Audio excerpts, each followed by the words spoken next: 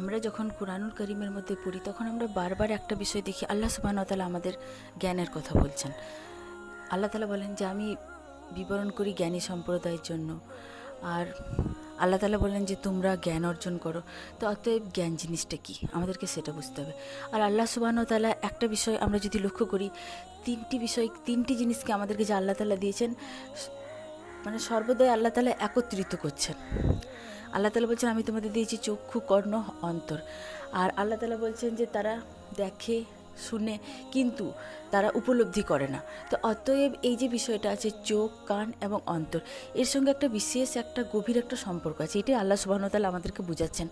আর আমরা পৃথিবীতে এসেছি জ্ঞান অর্জন করার জন্য। তো অতএব জ্ঞান আমরা কী করে অর্জন করতে পারবো, এটি আল্লাহ তাআলা আমাদেরকে বুঝিয়ে দিয়েছেন। এই যে চক্ষু আর কর্ণ, এই যে দুটি বিষয় আমাদেরকে দেওয়া হয়েছে, এটির সদ্ব্যবহারের মাধ্যমে আমরা জ্ঞান উন্মোচন করতে পারবো। এটি আল্লাহ সুবহানাহু ওয়া তাআলা আমাদেরকে বোঝাচ্ছেন।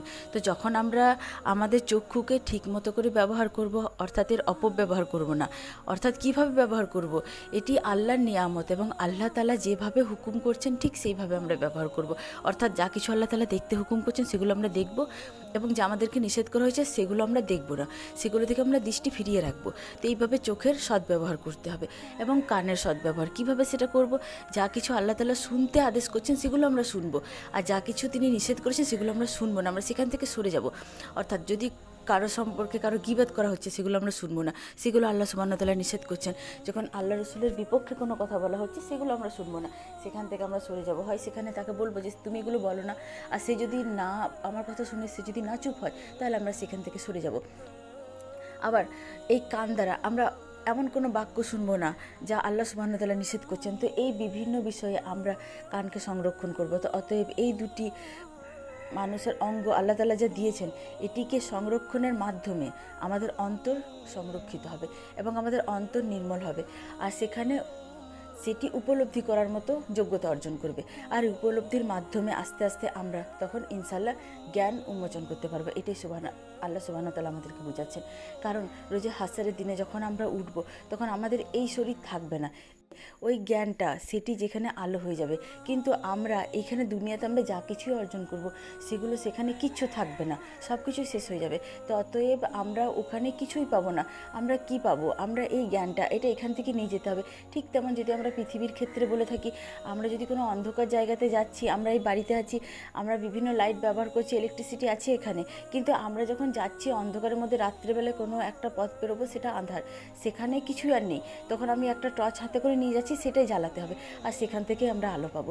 তো অতএব বিষয়টা তাই। তা আমরা এখানে দুনিয়াতে সব কিছুই দেখতে পাচ্ছি, এগুলো মনে হচ্ছে আমাদের ব্যবহারযোগ্য, কিন্তু রোজে হাসরের দিনে যখন অন্ধকার হয়ে যাবে এগুলো কিছুই থাকবে না। তো এখান থেকে যে জ্ঞানটা আমরা নিয়ে যাবো সেটা আলো হয়ে সেখানে জ্বলবে, আর ইনশাআল্লাহ সেই আলোর মধ্য দিয়ে আমরা পেরিয়ে যেতে পারবো ইনশাআল্লাহ। আল্লাহ সুবহানাহু ওয়া তাআলা চাইলে আমাদের জন্য হাসরের দিন আল্লাহ তাআলা উজ্জ্বল করে দেবেন।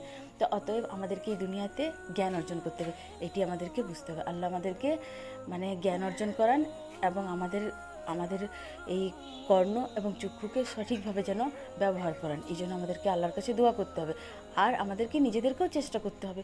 কারণ আল্লাহ সুবহানাহু ওয়া তাআলা বলছেন যে মানুষ কি তা পায় যা সে চায়, মানুষ সেটাই পায় যার জন্য সে চেষ্টা করে। তো আর শুধু চেষ্টা করলেও হবে না, আমাদেরকে আল্লাহর উপর তাওয়াক্কুল রাখতে হবে। অতএব আল্লাহর উপর বিশ্বাস রেখে, ভরসা রেখে আমাদেরকে চেষ্টা করতে হবে জ্ঞান উন্মোচন করার। আমরা আমাদের চক্ষু কর্ণকে ঠিকভাবে ব্যবহার করব এবং আল্লাহর কাছে এটাই দোয়া করবো যে আল্লাহ আমাদের অন্তরকে আপনি নির্মল করুন এবং এমনভাবে অন্তরকে আপনি আমাদের প্রস্তুত করুন যা আপনার জ্ঞান অর্জনের জন্য সক্ষম হয়ে থাকে।